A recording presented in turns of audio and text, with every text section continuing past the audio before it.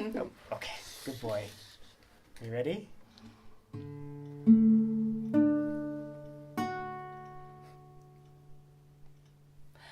Hello, Archie. Hello, hello, hello, Archie. Hello, hello, hello, Archie. Hello, today.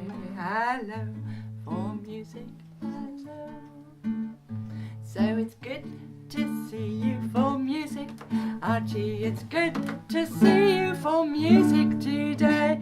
Hello, for music. Hello, today. Hello, for music. Hello, Archie can play. Archie can play. La la la la, la la la la la la. The wheels of life go round and round,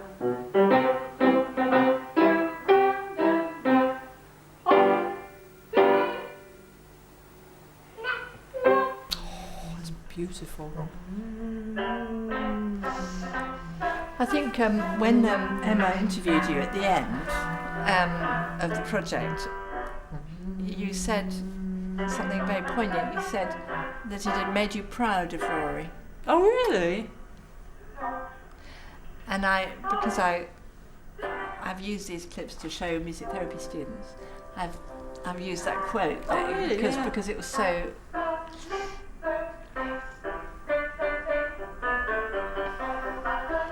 Really waiting, isn't it? That's so cute, isn't it? You're so held by the music Amelia's singing.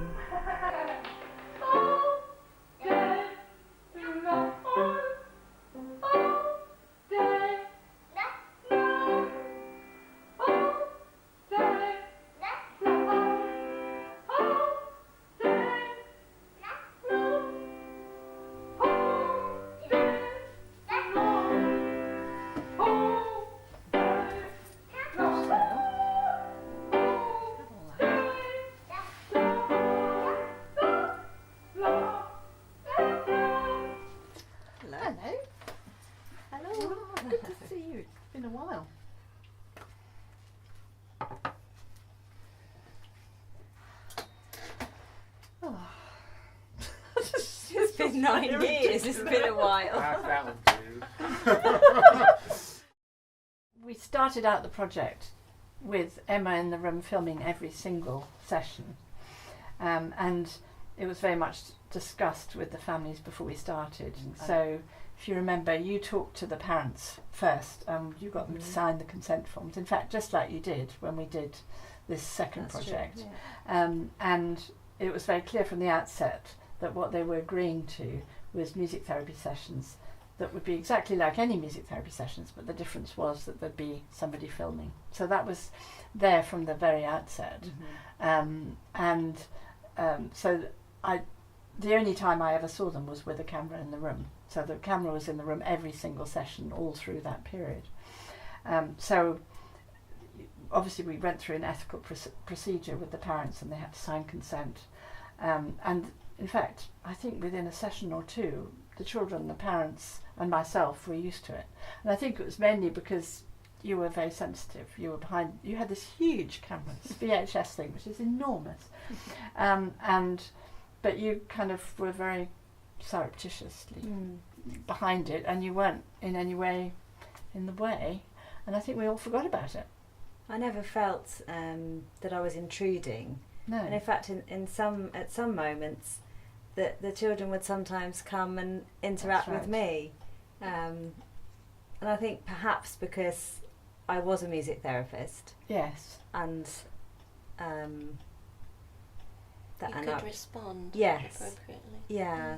And then thinking now, I mean, I think the thing that really struck me about having the parents coming for the interviews this time was how extraordinary it was, because there were 3 or 4 cameras in the room, and sometimes there were 3 or 4 people, and the film crew just sort of melted into the walls. I forgot that they were there.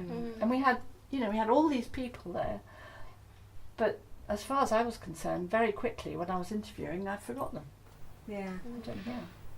I mean, that was a revelation. I thought we'd be much more worried by it.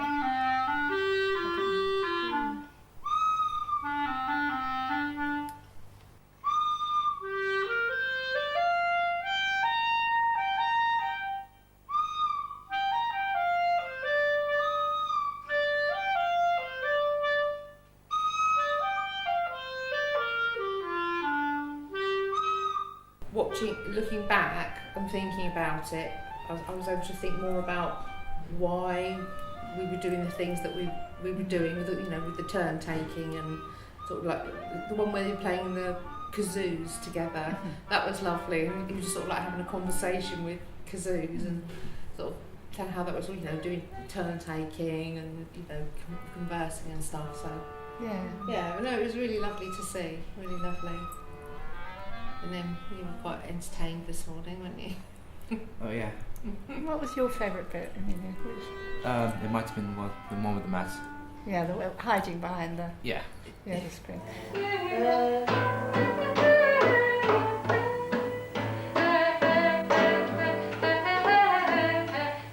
Mine and Daddy can play.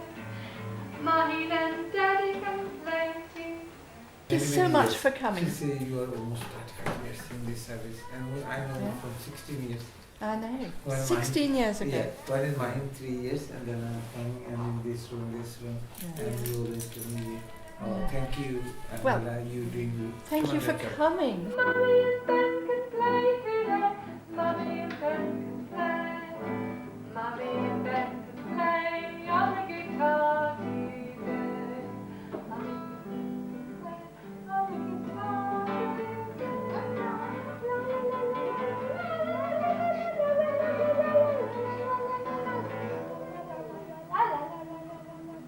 It was quite strange because it seemed so familiar, and yet obviously it's such a long time ago. It's like this little child who isn't here anymore, and it's like another lifetime ago.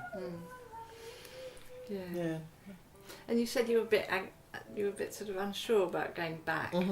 That's not something you like doing very much in general.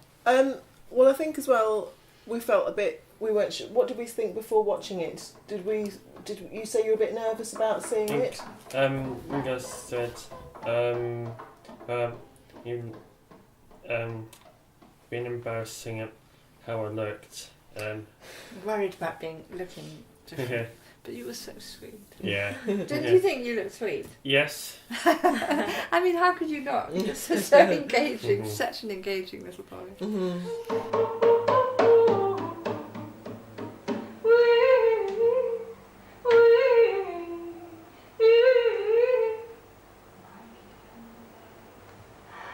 Mikey can play.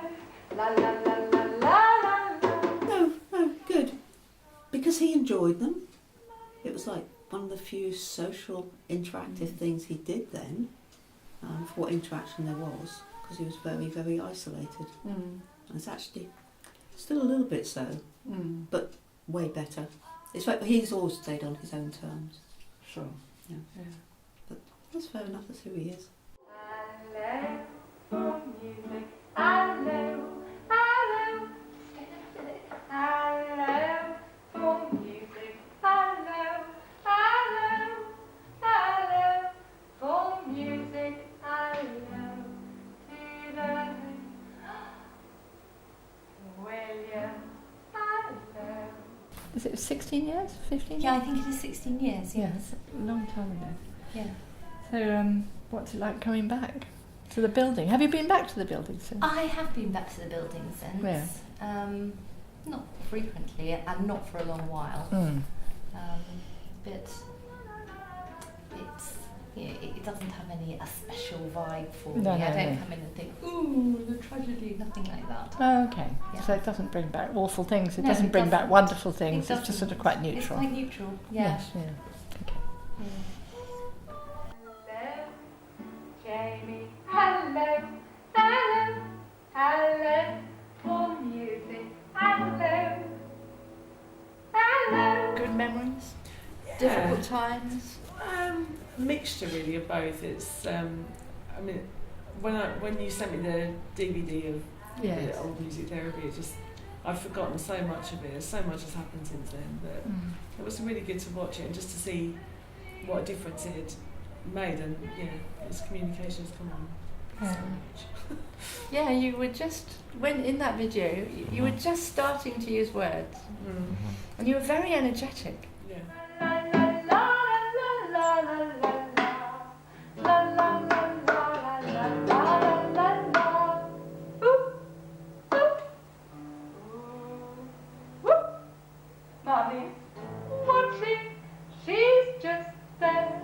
What's it like coming back to this room? Does it remind you of the music therapy or the? Oh yes, yeah. And is that a good memory, or is it? You don't have to say it is. No, it is. Yes, but it was quite painful looking at the video because it's he was very, very sweet, and it was lovely to see him responding, but at the same time all the difficulties that there have been over the years and the slowness of his development. I mean, he was, by the time the latest clip on that, he was already 3 and not verbal at all. Yeah.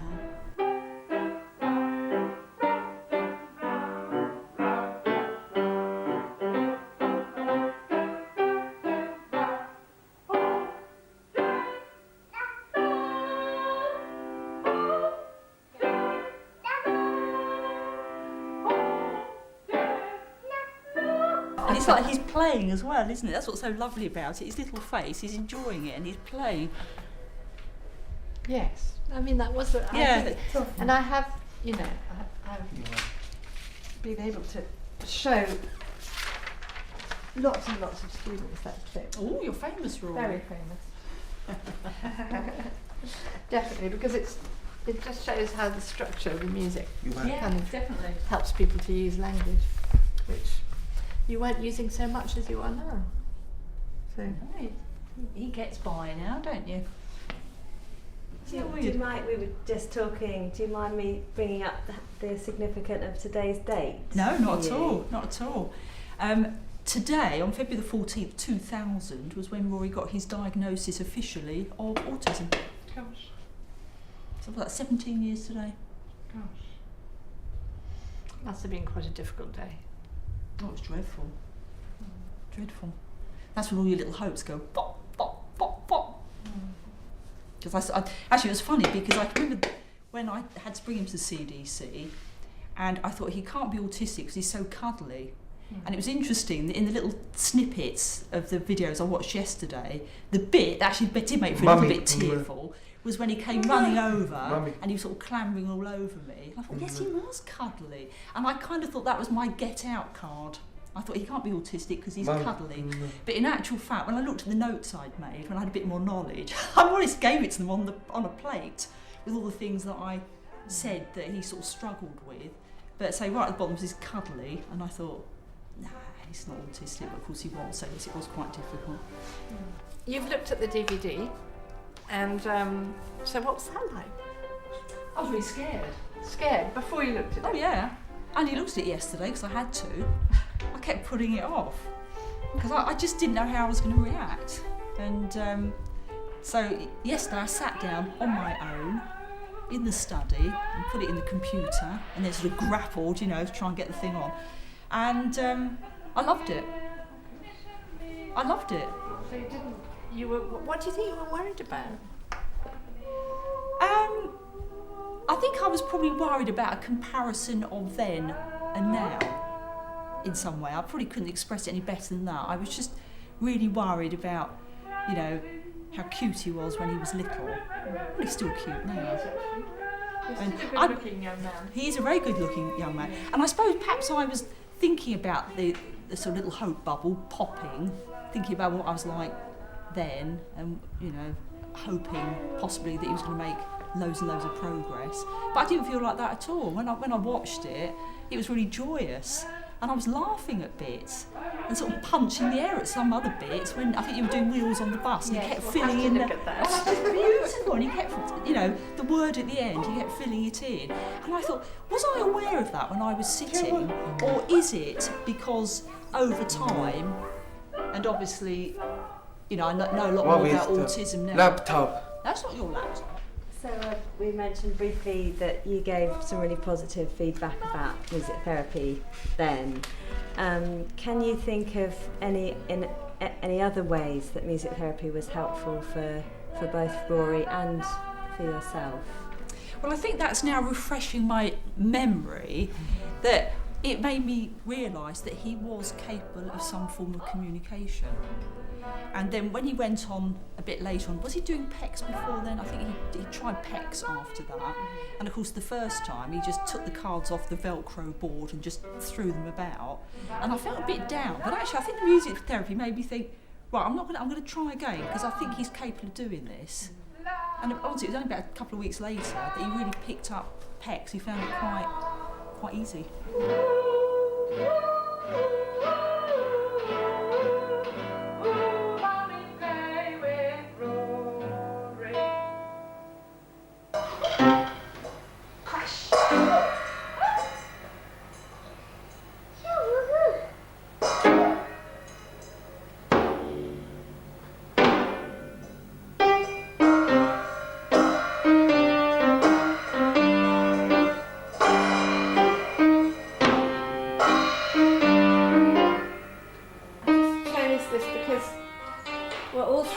Together, which is kind of nice.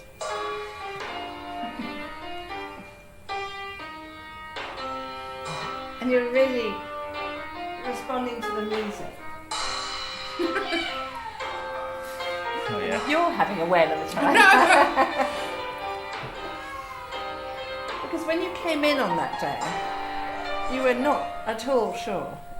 There was a lot of no's, and you and I sort of made a joke of it, didn't we? Yeah. And in the end, I think you just couldn't resist the music because you really wanted to be playing. It was always the way of getting to do anything, was just make a game of it. Is that still the way? Nah, not so much now. There's a real sense of rhythm as well. Yeah. I'm drawn by the rhythm.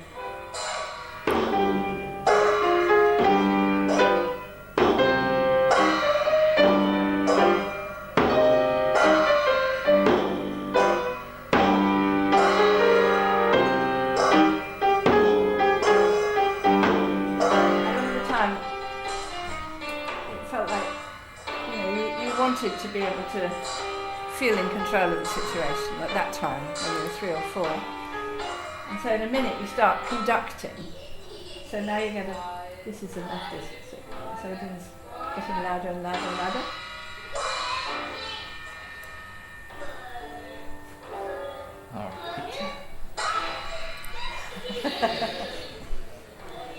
And I love the way you giggle.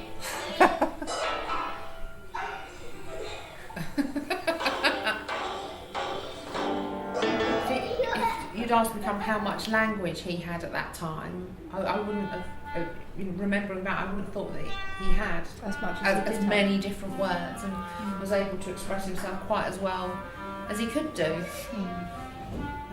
So when, with the quiet and everything, I was like, I wouldn't have thought that he was, no, I was wrong. It's interesting, isn't it? One has memories, but they don't always correspond to what actually.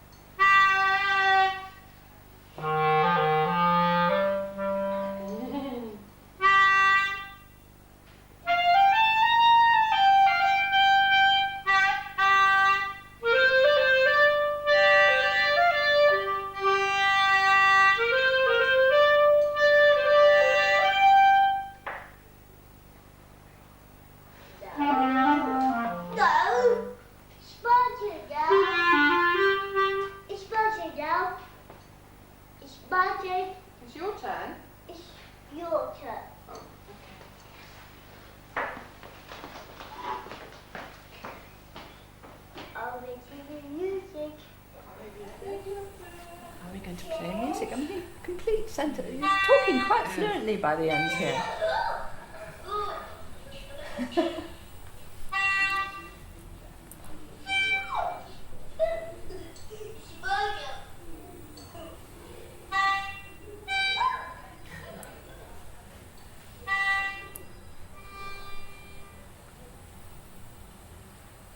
Really playing around with loud and soft.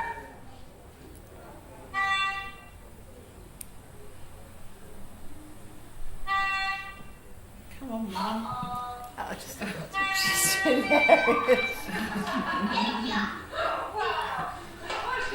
I'd forgotten that he called you music, didn't he? Yes, you did. Yeah. That's right.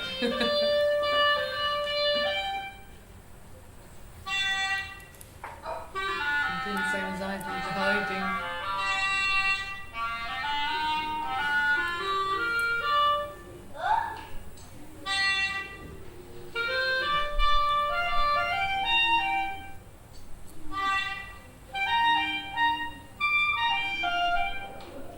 Come on, Mum. So it's interesting that you said you remember how you felt tired at the time. It's funny, isn't it, how video does that? You just remember how you felt inside.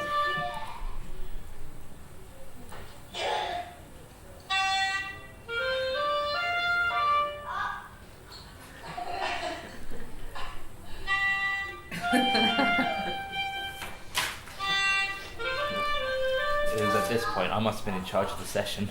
Yes, I think you were in charge. A lot of the time I think it was about how much you were in charge and how much you let us be in charge as well.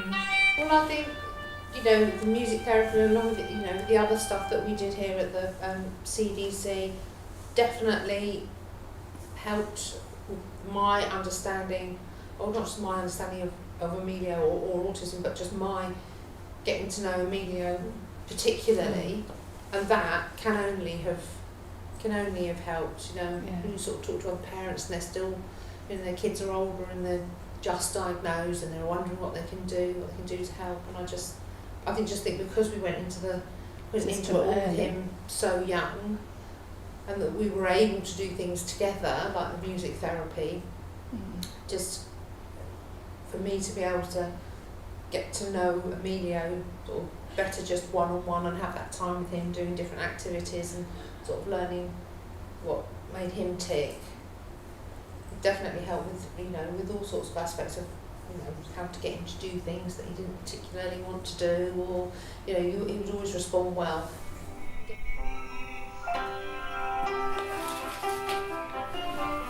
So you were sitting here? Yeah, a long time ago.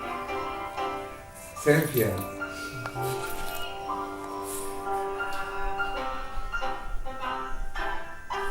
And following the rhythm there.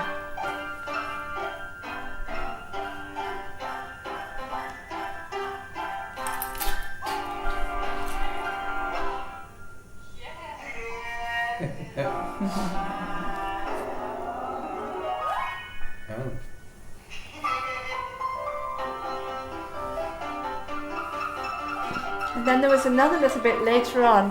I think you talked to me on the telephone, you said, I remember singing with Mahin. Yeah. And this was before Mahin, this was before you were talking very much. Yeah. And you used to sing, do you remember? So I'll just show you that little bit as well. Yeah, I used to sing a long time ago. Yeah, you did. There was a mat here, do you remember? That one, in fact. Yeah, punching there. Still is punching there, everything there.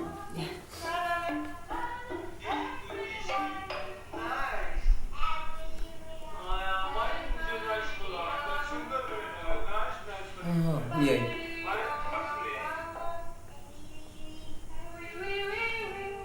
I have no idea. I have no idea for so long. Yeah. Maybe you follow. Oh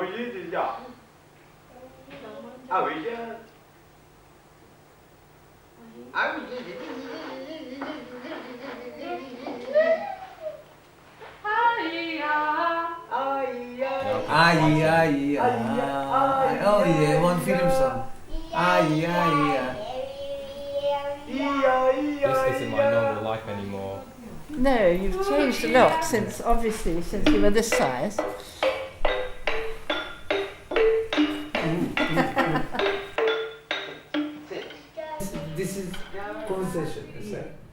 And that's why I learned a lot of things from mine. So you were following Mahim? Oh yeah, rather than giving instructions. Yes. Yeah. How much he's follow me, I don't know, but I follow him every moment, everything. He said, why is doing this? Why is not doing that? If you were giving advice to a family who had a child of 4 who was given a diagnosis of autistic spectrum disorder, what would be your advice to the family? But 2 person is not same way. Autism children. Two autism is everybody's different. Yeah, everybody is different. It's the my knowledge. Others is not everything say which one I have experience, and 2 is not same and everything. And if his parents get best result, they become a children. Exactly like a mind. How a mind is child, I'm become a child. How a mind is doing everything, I'm doing everything. Others say that heavy weight top of me. Others say, I'm never worried for my son nowadays. If I'm not in this world, he can survive easily. So you had to become a child to be able to communicate with Mahim, is that what you're saying? This is very important. Doing this sort of half full, half empty scenario, definitely look on the full side. I think when Roy was diagnosed, it all sounded incredibly grim, but I think, as I said to you, the first thing I did was I just thought, I'm not going to read this. So I actually ripped up all the leaflets and just chucked them away, and that was quite empowering. And yes, I was. When he was first diagnosed, I was really down, but then I picked myself up, and I can't believe how well he's done. Actually, I think that would be my message. They will make progress, no question about it. I don't know any autistic kid who has not made progress, some outstanding progress, and I think just hang on in there, appreciate, don't try and change them, that's the other thing, just appreciate who they are and what they are. Mummy, and yellow, more cookie. No more cookies. Darren. No more, Rory. Darren. Sammy, and meow, no more. Cookies. No more cookies. Well, snack when we get home. And when we get home. Blackpink. You're going to go down this road, you're going to have this fantastic journey, and it's not going to be easy, I said, but you will become a lioness, absolutely, for that child. I said, and also, you never know what the future's going to bring, because, as wonderful and as fun and gorgeous as Amelia was then, at times it was like looking after a small wild animal, and I could never have, believed with the level of language and his behaviour and everything then that he would have grown into this fantastic young man, this fantastic able young man that he is now. I can't say to you that everything's going to be absolutely fine, but just be hopeful and work at it and work hard, and you'll get to know your child, and you will learn strategies. So you might read something with these 5 different strategies and give them all a go, and one of them might work, but just don't be completely despondent. It's not the end of the world. And when your child's diagnosed, it does feel like a bit of a bereavement, because you have this idea of how your life is going to be, how your family's life is going to be, your life's going to be with the child, and then someone comes along and says, no, that ain't going to happen. It's like, but don't be completely, it's not, life's not, it's just different, it's just not quite how you thought it was going to be. I've met so many wonderful people through Emilio, professionals and other parents and the kids and everything. But that's what I was saying to this lady yesterday. Don't listen to this load of negative Nellies. You'll have a lot of fun as well. Any advice you'd give? Any thoughts? I was just going to say that you never know when your child is going to surprise you, and you'll never quite know what he or she might do to surprise you in that way. So just don't be afraid about that, just kind of embrace it, I suppose. Yeah, thank you. Yeah, I think that's absolutely right. Yeah. The idea that you have to be a lioness for your child, and also Rory's mum, just that pride that music those sessions set off for her is just so moving. No, I think I must say I didn't expect that I would be able to get hold of all the 10 families, but again, Emma helped me out with this. Because I'd misplaced the file where I had all the information I needed. And Emma put her hands on it. She came over here and looked through my drawers and found it. Could it be this file, the CDC? Yes. And then there it was. So that was a revelation. Contact information. Could it be this one? And then the other thing, of course, was getting in touch with lots of local music therapists who were in touch with various children. And I got in touch with you as well, didn't I? Anyway, we did manage to find all the families, and the surprisingly high number of people still had the same phone number and lived at the same address, which I wasn't really expecting after 16 years. But mainly it was really emotional. But so I'd be ringing this number, and I wasn't sure what I'd get at the other end. I didn't know it was the right family. So I'd get a voice, and then I'd almost always recognise it as the parent of that I'd worked with before. And of course, people's reactions were mostly very surprised, but nearly everybody, except for one family, remembered immediately. So those children then were between 2 and 4 years old? Yeah, mostly 3 and 4, but I think one of them was 2, yeah, that's right. So now they're 18, 19. Yep, that's right. The end of secondary school, one's yes, college. Some in college, some end of secondary school. Yeah. Just depends what their paths been. Yeah. And were any of them able to remember anything about music therapy or? Mostly not. Ben did. Ben remembered. Did he remember the room? He remembered. No, because we saw him at home. Oh yeah. But he remembered some of the sessions, and I think some of them might have remembered the room. But all the parents remembered in quite a lot of detail. They really did remember. And some of the youngsters, I mean, they're sort of adolescents, late adolescents. They're very shy about seeing themselves on video. Not always that interested, although they then became more interested as we sort of watched some of the videos during the interview. And I think as well, because at that time Ben didn't have very much speech at all, and having come so far, and now having this great son who is such a laugh and makes me laugh every day and sends me rude text messages when he's in the next door room, and and you've got such a great sense of humour. I think it's nice to sort of cherish that rather than go back to a time which, although it was special because obviously Ben was very young, it was also, as a mum, you're always a bit worried as to, will Ben speak, will he understand what's happening, etc. Because first child, it's all new, and it's very interesting to see. It's really wonderful to actually realise how far you've come just from watching that. I mean, there's some clips where you don't say very much at all, do you? Yeah. And now, sometimes you never stop. Yeah.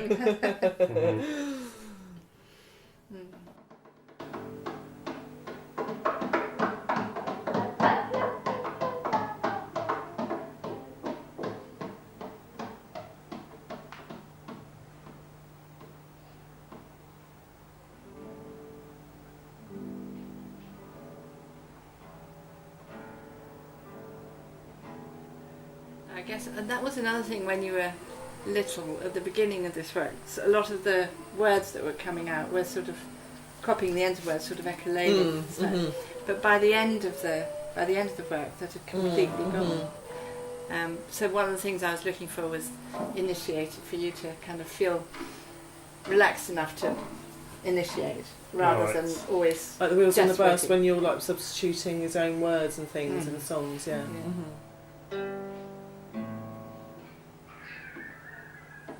Oh, this is the one where you just collapse. Well, what happens, you'll see, you put your horn inside my clarinet, and then I shut the fingers, and it makes a sound, and it's just so funny.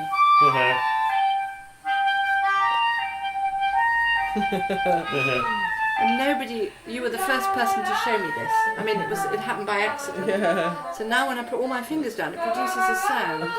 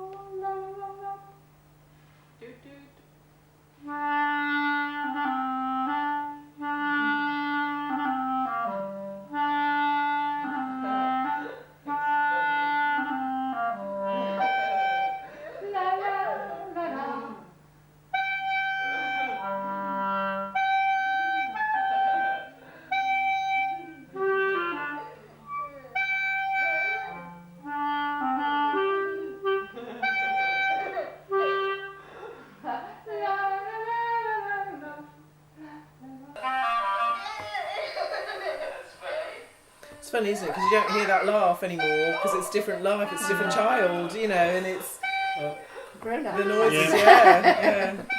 Same child, just yes. I imagine.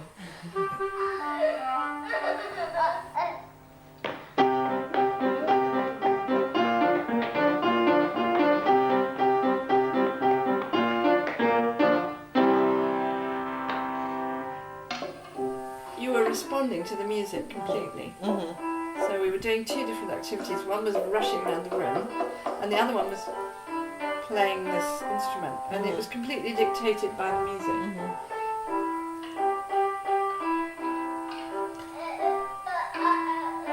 And there's a lot of vocalising and singing at the same time. There you go.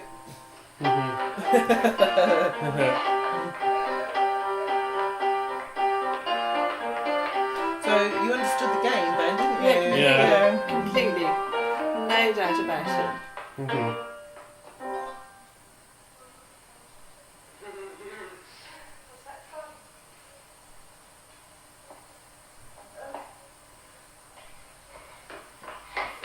I'd like to do some more running, but the music seems to have changed.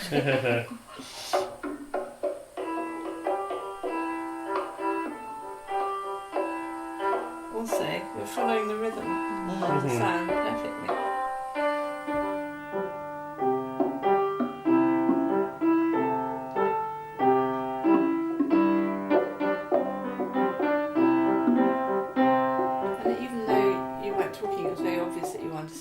Yes. You're understanding quite complicated things, like at the end there. That was quite complicated for a 3-year-old. You didn't have any problem with it, you understood it completely. And also it was very clear that you were doing all the other communicative things, watching, copying, initiating, all the other things that are part of communication were happening. So, I mean, I've learnt that over the years, because when you're, again, a new mum, you think communication is just speech. And when they talk about language, you don't realise that language is actually what's going on inside your head as well as what's coming out of your mouth. So I think, again, you sort of look now to what you know now about language and speech in general, communication, but back then you just think of it just purely as speech, and obviously it's not. So it's true, there's 2 years of pre-verbal stuff that, and all that pre-verbal communication is so clear.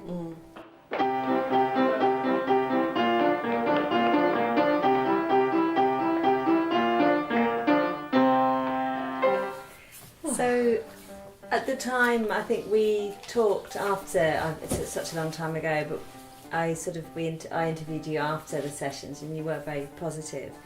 Can you think sort of retrospectively what was helpful about the music therapy for you and for Ben? Well, I think probably it was because I didn't speak very much then, so it was hard for him to sort of interact with people. So obviously, if you go to toddler groups and things, there's a lot of people, there's crowds. So that was a good thing because it was somebody sort of a professional working with him, obviously in a way that I didn't understand because I'm not the music therapist. but getting a reaction out of Ben and a communication going, even though it wasn't a verbal one, which was great to see when you're a mum and you know a bit of encouragement there along the way. I think it felt a very safe place to go. It was I say we were always very comfortable with you guys. You're always very encouraging, always said very nice things, which again is nice. It wasn't actually very hard because it was they were very enjoyable session, and it was very relaxed. As I say, I think you go back to that time, and there's a bit of worry, and you go to health visitors say, well, they should be saying this, and they should be doing this, and they should be doing that, and blah blah blah blah blah. So it was it was an anxious time. So it was a nice safe place to go and to have that, and to come away feeling actually all's okay with the world. So psychologically for me it was a good thing. And I think although it's not music as in the way that the radio is music, it was music, and you've always loved music, haven't you? You've always responded. I mean, Ben's a huge music fan, and you've always responded well to music. And I mean, you see the rhythm, and you're using your hands, you're using your motor skills and things. So there's so many other things going on. So it's another form of therapy, isn't it?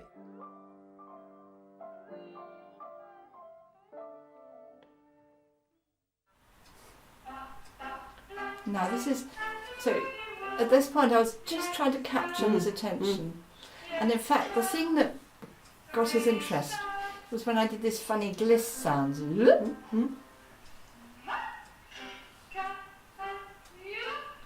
So a lot of the time he was just doing his own thing, but in a minute you'll see he is drawn to the.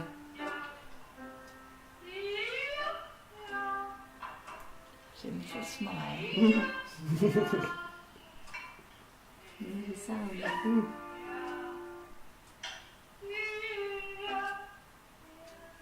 And again, it's the simplification of the sounds. So interesting.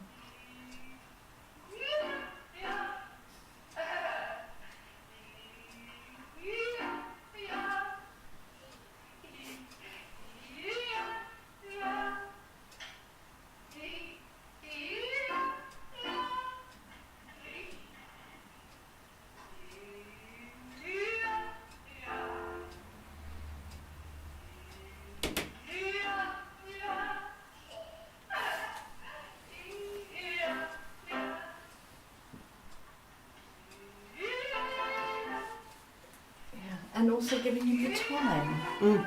Yes. It's those two things together. It's one of those things he doesn't usually get in conversation now, but his art teacher particularly has learnt that. And another person he talks to sometimes will start. They just give a short 2 or 3 words and wait.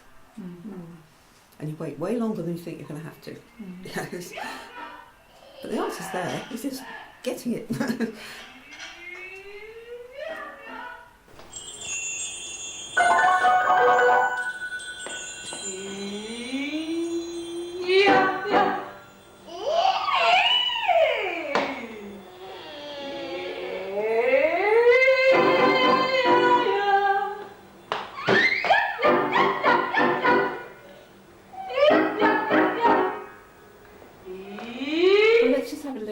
This is one of my favourites. This is sort of about 3 months after we started, I think. So we, but what's really nice here is that we're all 3 of us playing together.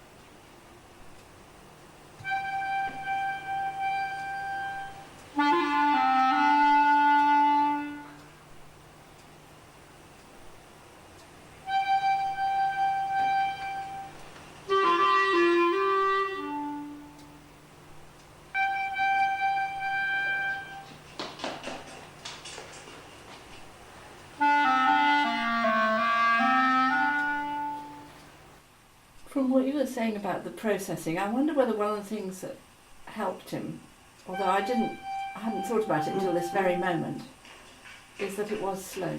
Yeah. It's interesting. Yeah. What is even unusual now is he's actually looking at you and then looking at me. He wouldn't necessarily do that in conversation, but clearly that ability for shared attention and focus is there. And maybe because it's just one sound at a time, and not a musical sound rather than language. It's not something he has to process. Yeah, it's interesting. And he looks at you in that, when you pause, he looks at you in anticipation as if it's your turn. Yeah, there, he was anticipating. Yeah. Just like you would in a conversation. In a conversation, but he's doing it with music. But he still can't do that in a conversation. That's so interesting, isn't it?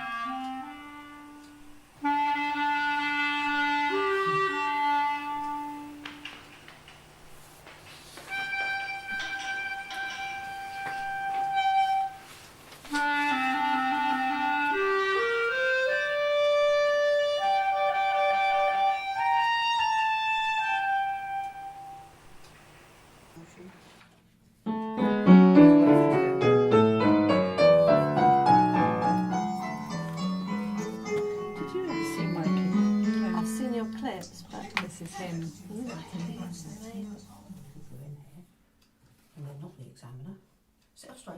That's off you. Don't rush.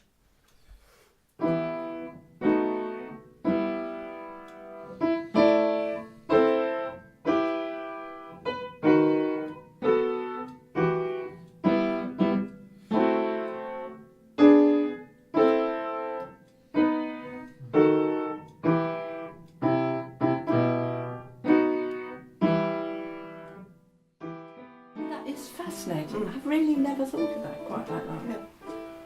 Yeah. How social he can actually be with the music compared to the language. Yes. So and it's a very good example with Mikey because he's got such good understanding. Yeah. But actually language is hard and he can't process it. Yeah. So doing it through the music was the way that he could do it. Yeah. It's still very difficult for him. And, he still struggles. He struggles to his music exams when they ask the questions. We have to teach him word by word what it all means. And trying to talk to his art teachers on Skype. It's sort of monosyllabic. Unless she picks the right subject, then he'll wax lyrical. But it's a one-way conversation. It's not a conversation, He's just saying what he likes. I've used these in my teaching a lot because Mikey's so responsive and it's so lovely to see. So I know some of these and really love them very well. And that's so interesting now, seeing what he can do, what you're actually plugging into that was in him. That was interesting. And I often wonder actually how many autistic kids do have this sort of thing in them, these abilities. Because his language, he didn't speak till he was 10. No, he wasn't speaking at all. He wasn't even vocalising very much. He was 10 before he really said anything at all.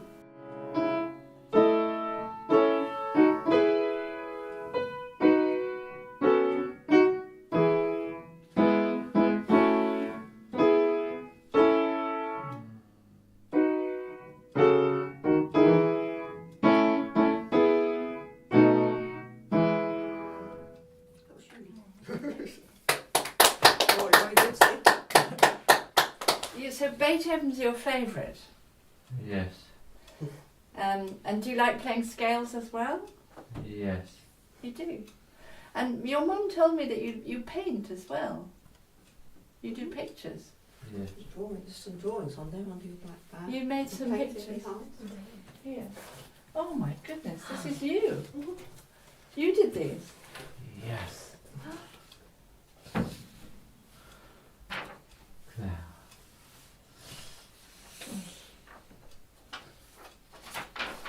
So do you draw every day? Yes. You do? Oh, that's a poem he wrote.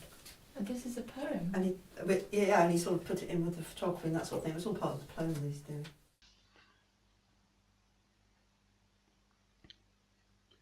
I saw dark tunnels, it was an adventure. I opened the door to an empty room. I climbed the stairs, I found the darkness. I opened the door to an empty room.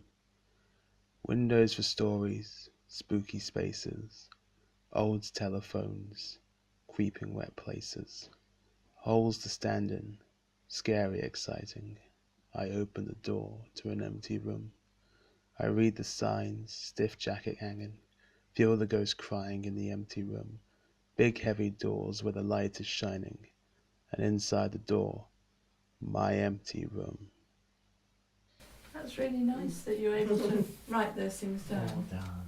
Your writing is way better, isn't it, Mikey? It's hard to follow conversation, I think. You're all done, are you? Okay. Mikey, can I ask you one last question before you... One for luck, thank you. The one question for luck is, do you remember anything about doing music with me? Yes. You do? It was a long time ago. What do you remember about the music that we did? Do you remember playing the drum? The drum. Or do you remember my clarinet? The clarinet. Another thing you did actually, even when you were 2, was you played the piano. I remember that. And your mum played a horn.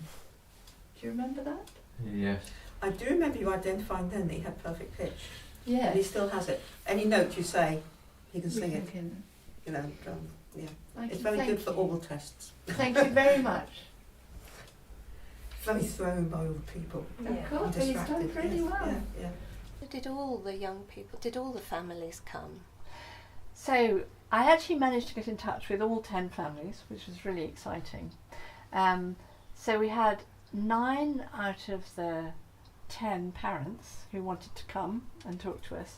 One parent felt it was a very difficult time in her life and she didn't want to come. However, her daughter, she didn't want to stop her daughter from being involved, and her daughter in fact is Imogen, who is doing creative writing at university. She did really well, and she didn't want to be interviewed, but she agreed to do some creative writing for us, which is really nice. So she looked at the DVDs and thought back to her childhood and what some of the things she remembered and put it in sort of creative writing paragraphs, so that was nice.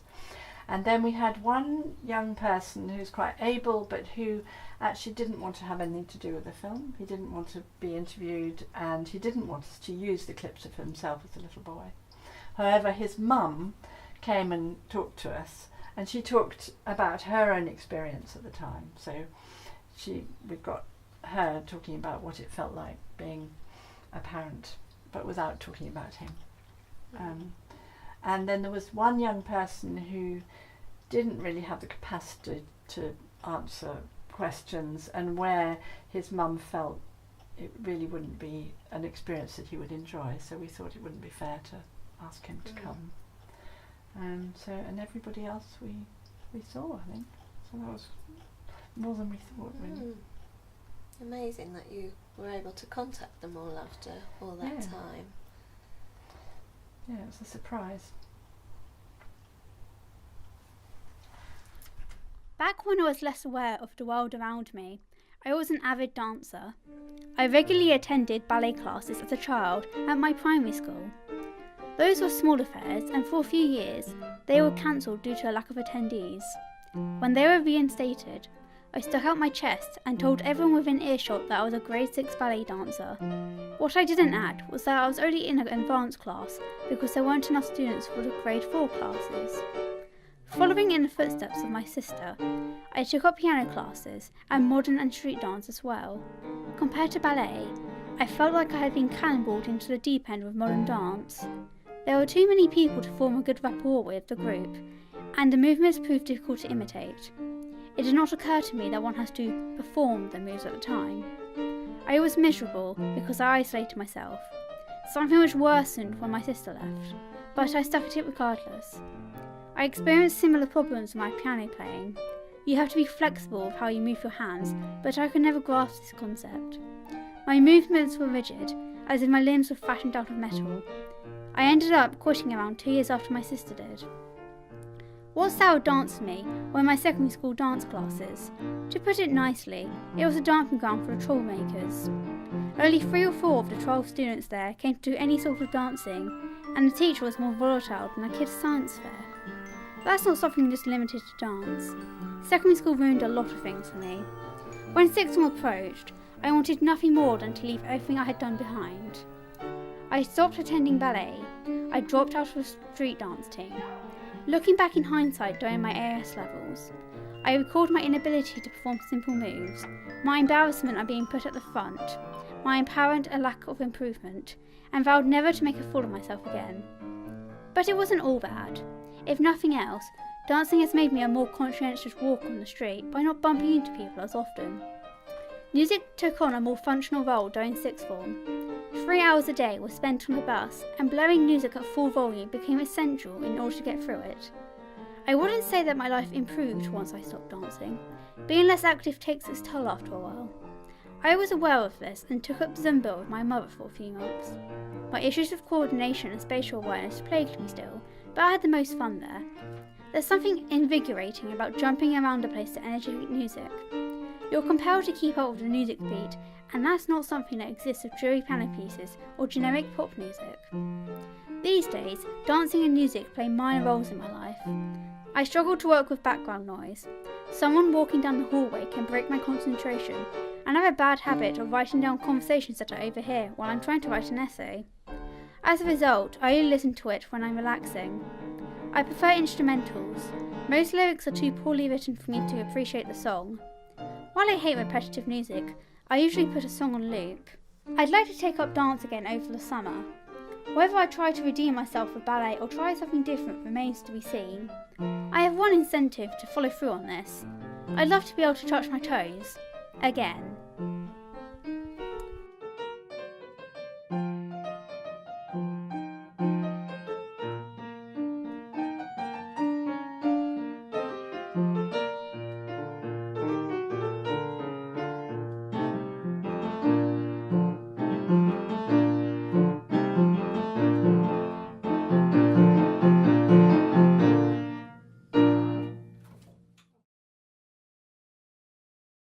This was such a fantastic experience as part of what was a really difficult time, really.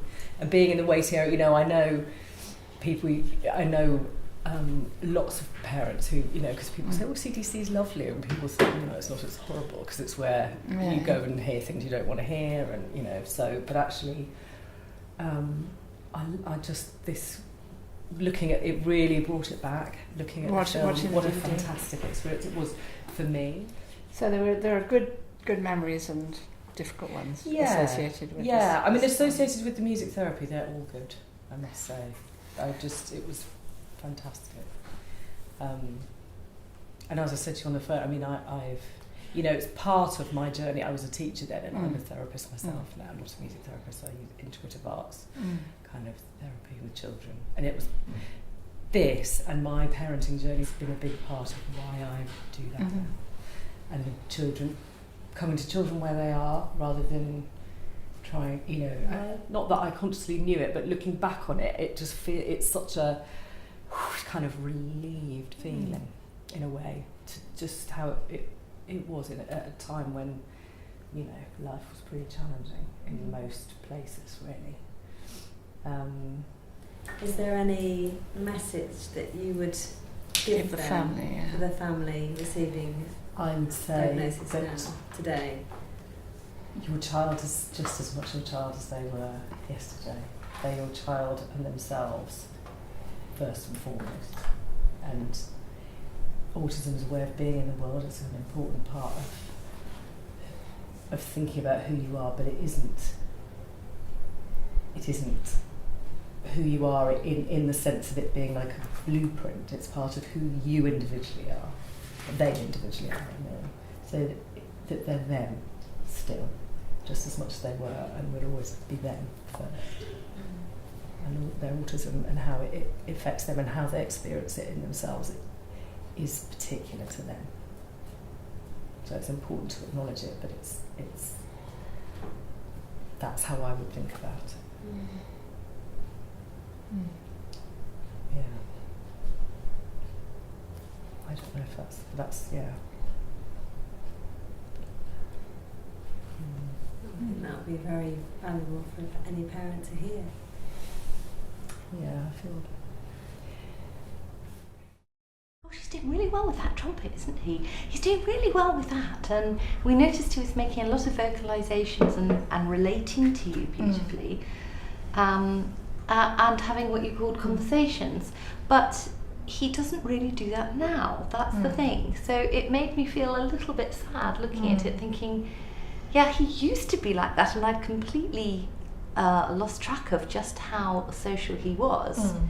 And I was explaining that I think bringing up two boys who were severely disabled with essentially the same condition meant that he really missed out during some crucial years. But I think the thing that struck me the most perhaps were the vocalizations and the way Amelia responded to them and echoed them. And I thought that was really striking, because he says nothing now, more or less nothing, and every now and again he will pop out with a little word here or a little word there, and it's usually in a very mechanical way. So the speech sounds he was making with Amelia sounded quite natural, actually, and unforced and spontaneous and so on. Whereas now he speaks in a rather machine-like tone, and you can get him to say something by saying something like, William, do you want to go out for burger or chicken? And he'll go, burger or chicken. It sounds like a little bit like a very quiet Dalek. And it's actually less natural and communicative than the funny little noises that he'd made up and was using to converse with Amelia. It's a shame. I suppose he wasn't trying to make No, words, I think he was just responding. He wasn't communicating a particular meaning. That's true. Yeah. It's a piano playing. I think it's partly because we're doing a song. That's so sweet. I mean, that is amazing, isn't it? He would not do that now. And he's really doing it really well. He's really engaging. I mean, he's really playing. So I said clap, clap, and he did clap. He did his clapping.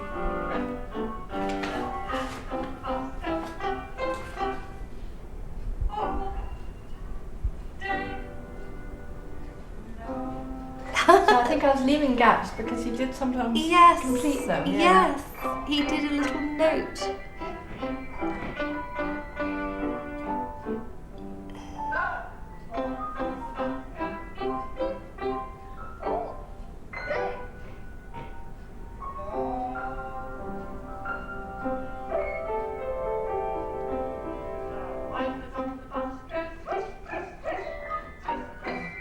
That's interesting. I didn't do anything, but he did the swishing movement to go with the song. Yeah, that was an attempt at song, I think. So I really wanted to address this aspect because actually it was quite upsetting really to find that when she was watching the footage of William when he was little, she was sad because he was doing more then than she feels he's doing now. But she's very positive about the music therapy and the yes, but it made me wonder whether I need to do things differently. You know, whether now in my practice, I we need to do something differently because, I don't want that to happen. How do you mean differently? Well, was there something I could have done differently so that he didn't lose his skills, or so that, he developed without that happening, I suppose, or Do we know if he's continued to have music therapy or any therapeutic input? I think he did have some music therapy in school, but I don't think Anne-Marie was involved, so she didn't really know about it very much. So she's obviously relating to the experience that she had, and I think it's in relation to her that I, her experience. that it made me think, well, should I have done something differently? Or is it just acknowledging how important it is, particularly with children like William, to involve the parent in that work? This is so. It was so important to her. Why do you feel you could have done something differently? Because she's saying it was actually a really positive experience, and that it's hard for her now. So why do you feel you should have done things differently, because actually it is acknowledging. Well, I wonder whether if we'd done things differently, and I don't know how we say this on the film, it is a bit sensitive. If, you know, one of the things that we came up with as an idea was that, which we've been talking about actually as a result of this, is that if we use the video clips in our practice more as a regular thing, then we can go over what it is that's working, and that perhaps generalise more, make it clearer for the parents what are the things that they might be able to do. Although I'm sure that in Anne-Marie's case, I mean, she tried her very best, but having 2 boys with such severe difficulties was a huge challenge. I mean, it would be for anyone. But then, of course, now we also see families with 2 children. You see a family with 2 children, and I see a family with 2 children with autism. So we need to be able to, what can we do? What more can we do for them to make it, to perhaps enable those kids not to lose skills? Maybe they would have done anyway, I don't know. Well, I think it is acknowledging that anyway, people develop in different ways.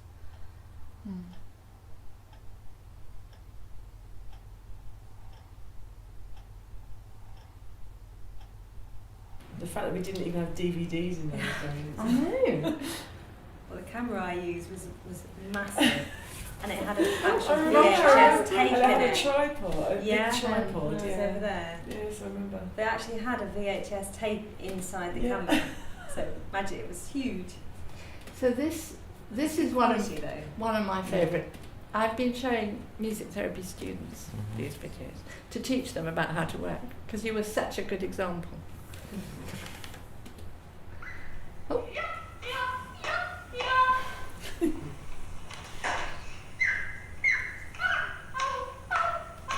Can you see?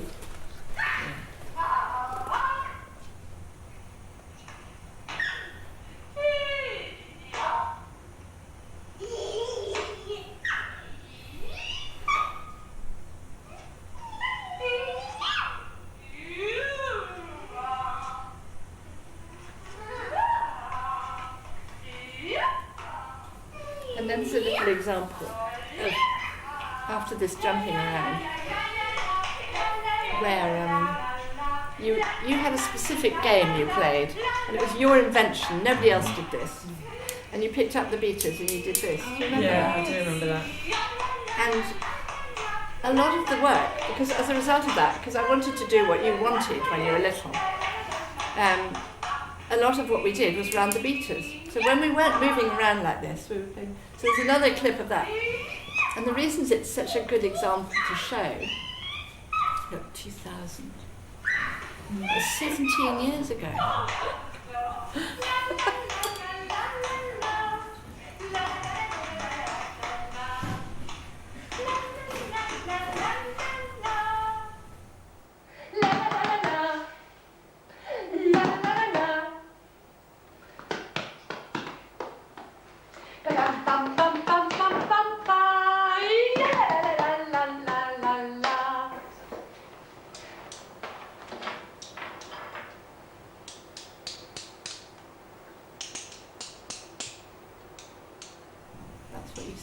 Initiating, so it's hard to tell who starts and who copies. But then he's waiting for you, isn't he? Yeah. Just like conversation, like in language. But because you weren't wanting to use words yet, we could do it just with the sticks. And then because you liked moving so much, I started jumping.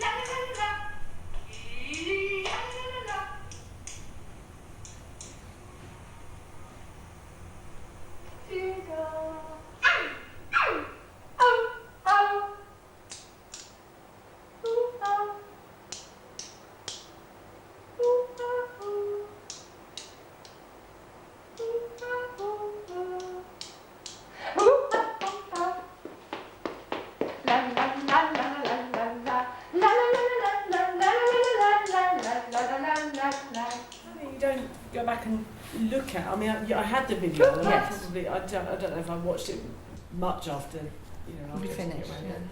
But watching it again after so long, you do sort of realise how much he's communicated, how much it made him want to communicate. Yeah. And that was what it was all about, wasn't it? He didn't want to communicate. He didn't want to talk. And that and putting that together with, because we used PECs as well at the same time, which is the picture exchange system. And I think together, they, it made him want to communicate. It makes a massive difference. How do you think those sessions were helpful for yourself? I from what I can remember, they were helpful. I mean, he enjoyed it, and he seemed to get a lot out of it. And like I say, it was the initial learning to communicate, and I think that is something he hadn't done before. So, Hello, Henry. I'm Emma. I used to. The 12 days of Christmas. The 12 days of Christmas. This is a car. Where is it dangerous? Stay on the pavement. Boom, boom, bam.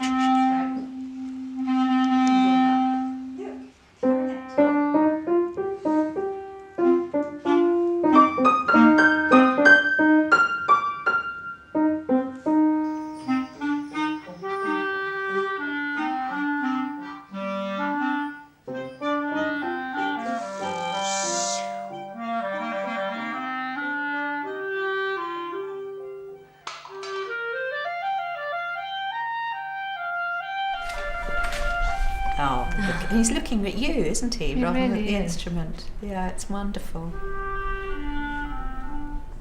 Yeah. Yeah.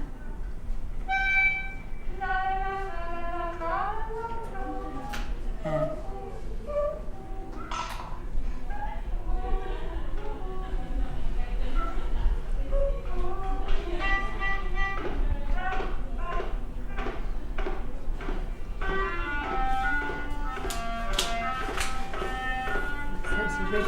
Yeah.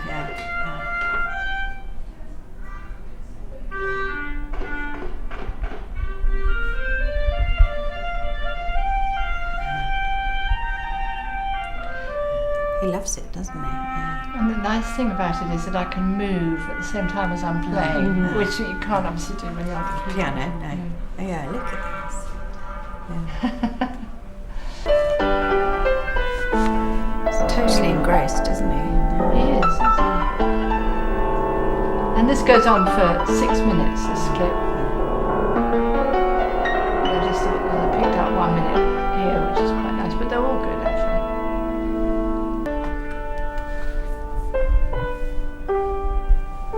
He's really engrossed in the music here.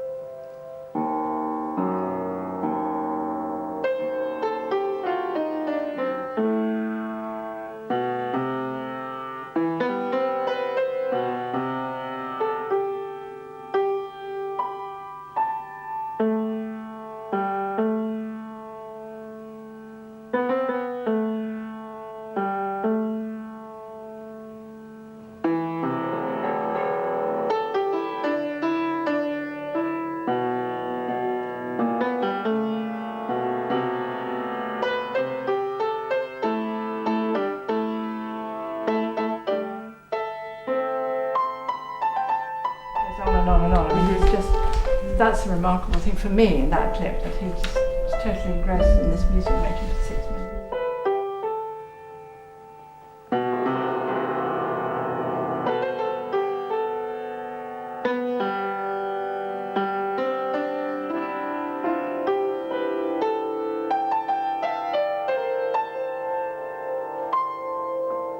What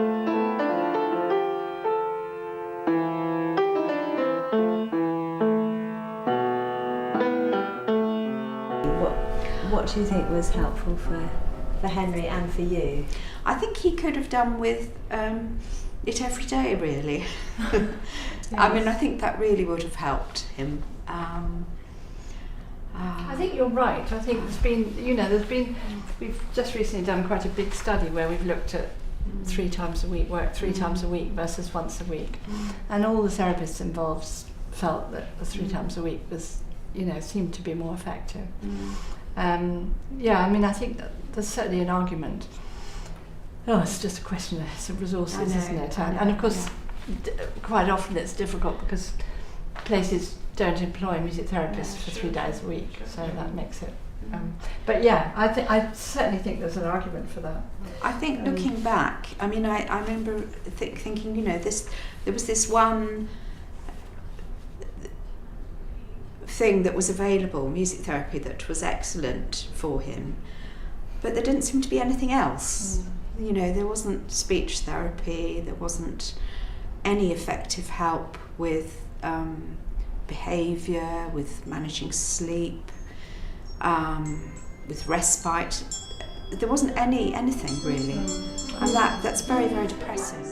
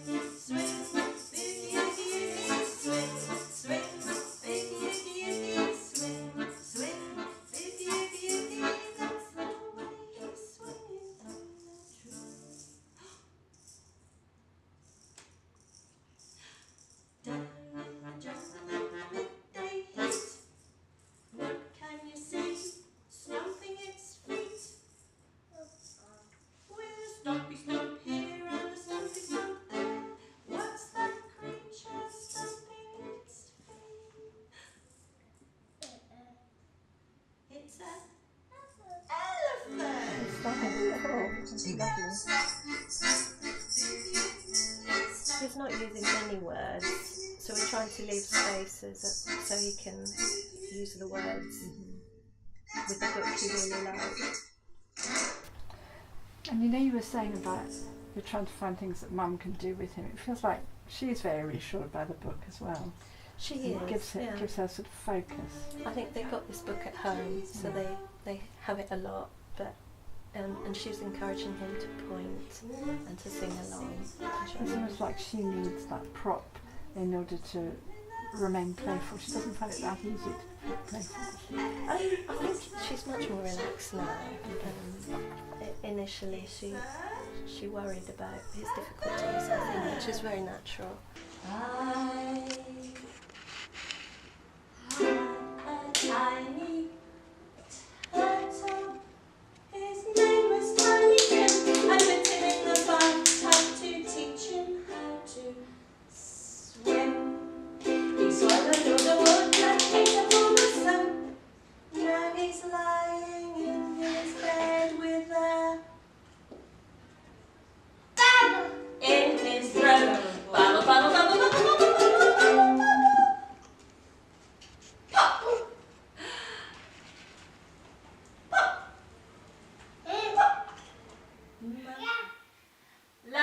London Bridge is falling down, falling down, falling down. London Bridge is falling down, my fair lady.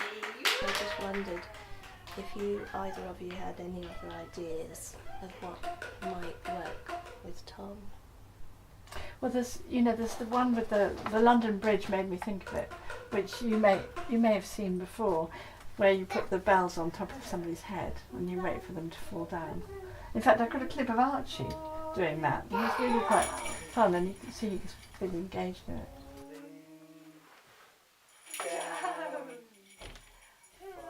So again, helping him to anticipate. It's a good motivator for encouraging language as well. And we can go at the speed that the child can manage their pace.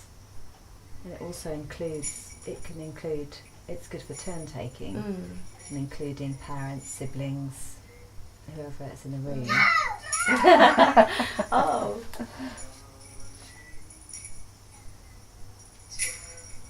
And he is watching both of you.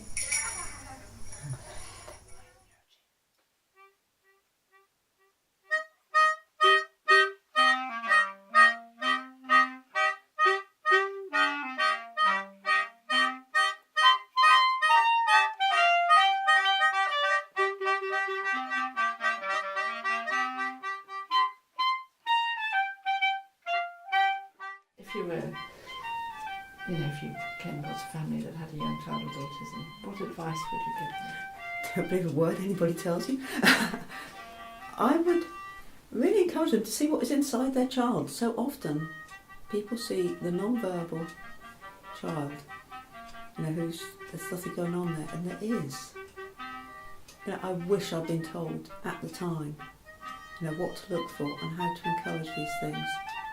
But I wasn't. I was just told really to write him off. Well, I just think it's really important just to take every day at a time, because it is a cliche, but if you just take it a day at a time, not look too far ahead, because nobody knows what the future will bring. So there's no point in worrying. You just and I think it's great because the child that you have and the young adult that they become will be totally different from what you imagined. I guess one of the things I would say if you're a parent is, make sure that you know your child and make sure that people listen to you if you possibly can. And you have to be aware that it's a marathon and not a sprint. So you have to choose your fights. I'm afraid I do have to use the words fights. And don't beat yourself up when there are times that you can't do very much. Yeah.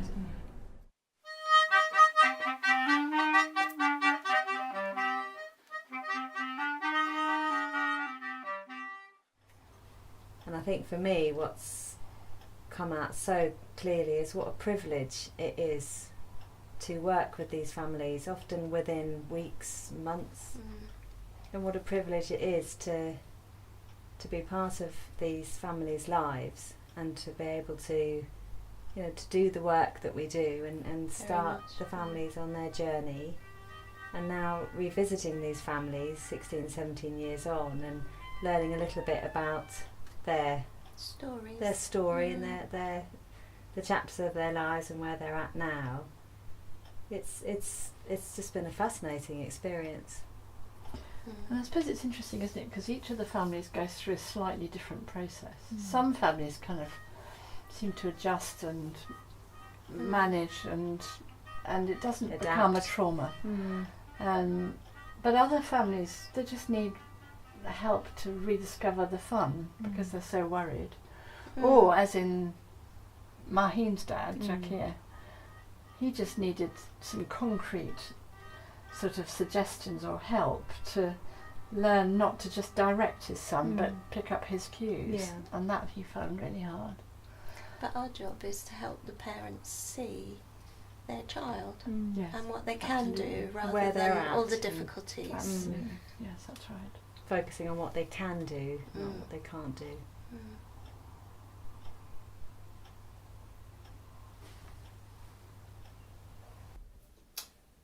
Well, that's that. It's remarkable. Yeah. I think I've learned a lot from it, both from the process and also just from seeing the film with you. Well done. It's all come together.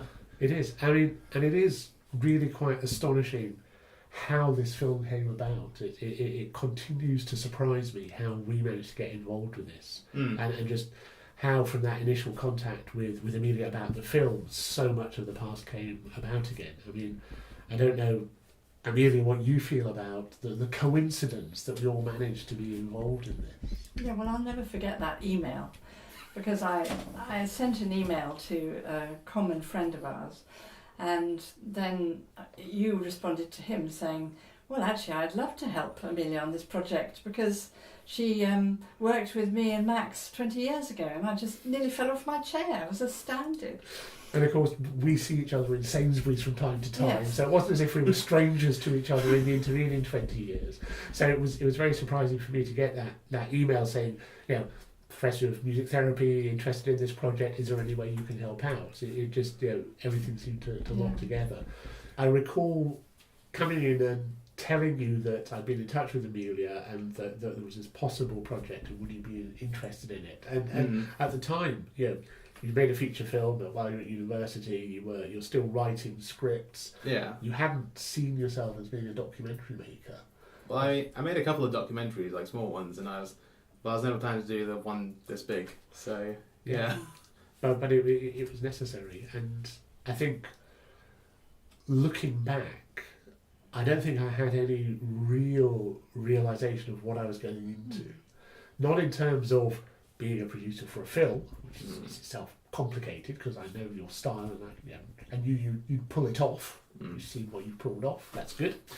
And the actual practicalities of it, but the going back, the actual emotion of being involved in this process and of meeting those families was actually much more complex and at times difficult than I had envisaged. I hadn't allowed myself to consider what it was going to be like to meet parents of children who were very similar to what you were like when you were 3-4 years old, to be aware of the trajectories of their children, and to meet everyone and to be involved in that process. I don't think I'd given that enough thought. And I know that for you in your life, there have been points where you haven't wanted to look at your past. Well, it's been a combination of not wanting to look and not being bothered to look. I was, you were 13. Yeah, when you're a teenager, it's all like you don't really want to sort of recognise your childhood. You want to go sort of look forward and sort of being an adult and stuff. And so, the whole music therapy and diagnosis and all that other fun stuff was just a part of my childhood. So that got sort of brushed aside during my teens, and now I guess I'm an adult. You're as adult as they get. Yeah. Now I'm an adult, I'm more open to sort of looking back and stuff. I'm not sure if that's to do with age or just, because of this film. But presumably there must have been something. I mean, you were so kind of positive about being involved in this project, so hopefully there was, there were good memories attached to this. I mean, there was never a moment where we just sort of had the moment where we just go, now I remember. Yes, that's right. Yeah. Sitting there over a whiskey later, and I think, oh, that's what happened in the therapy. Yeah, what I really regret is that we didn't take any videos of our sessions. Of course, I do remember some of the work that we did. I certainly remember you, Bill, and I would have recognised you. Yes. But obviously, Max has changed rather a lot since he was 3. The blonde curls have gone. Yeah, no, I do remember. I remember a little boy with quite long blonde curls. That would be him. And no, I remember a lot of energy and joy and enthusiasm, but also a keenness to do your own thing. When you were little, I do remember that. But it was a session I looked forward to because you were very engaged, and of course you were completely behind it. So that I think so. Yeah, Troy, Max's mum, and I worked very hard and were very engaged because we realised that the possibility of something shifting in the way Max engaged with the world was there. I do think there has been this theme, and certainly I remember fondly those sessions, which is has been important. And that's been themed throughout the film, hasn't it? Mm.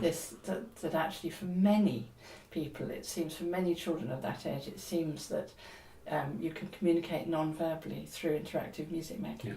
Yeah. But that seems to be the thing, one of the poignant, important things, which I think was one of the things that helped you at the time, perhaps. Yeah. But you don't remember it at all, really, do you? You were too young. Yeah, it was just, it's just when you're a child, you just get taken into rooms, and you sort of do things, and then you're taken out of those rooms. So it's just, it was never really for me anyway. I mean, I just existed, If I wasn't in that, I just would have carried on doing whatever. It's not really for me, it was for you. So What do you mean it was for me? Well, I mean, I was, like you said, I mean, I wasn't very talkative. I didn't say my first word until I was 4. Yes. So, for you and Mum, I guess it must have been a little bit of a tricky situation. So, it was complicated? Yeah, so knowing that it was an avenue for you to sort of get through that, I guess maybe it helps things out. So, yeah, I mean, the music therapy in the end wasn't really for the children so much as it was for the parents. I think you're right. And that's something which I've noticed in the filming and while watching the work, that there's that sense as a parent that it gave me, let's make it personal, a way of engaging with a child who is otherwise quite difficult, not in terms of difficult behaviour, but just quite difficult, because you're not clear who you're engaging with. And the sharing, the rhythm, sharing the music gives you a basis on which to build. And I think that was really, really important. So yes, if that is, and I think you put your finger on it there, the thing that music therapy offered me, and therefore allowed me to offer things to you. Mm-hmm. It made it easier for me to be your father at a time when you were finding your own way into being who you've grown up to be. Yeah. We asked all the parents this question about what advice they would give to a family who had a newly diagnosed young child with autistic spectrum disorder. So what about you? What would you say? I guess anything I would have to say would seem kind of trivial, considering you just saw what our answer was. And so, yeah, I hope it helped. Anything that can be said has been said, and this is just one of many areas to go to for it. Okay. Hello. Okay. Yeah. Good. Hello. Brilliant. Hello. Hello. Hello. Hello. Hello. Archie, hello today. Hello for music. Hello. So it's good to see you for music. Archie, it's good to see you for music today.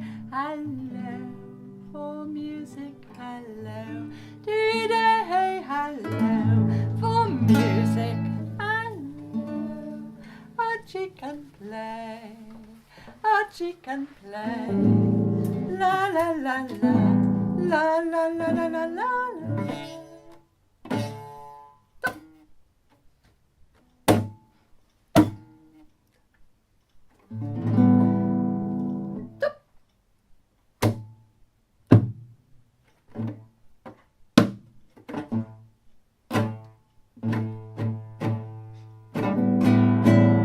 Daddy and Archie can play.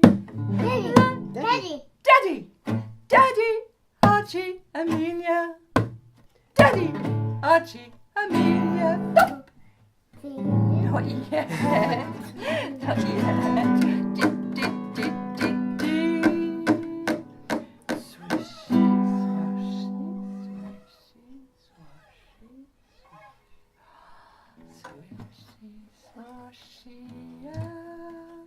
La la la la la la la la la.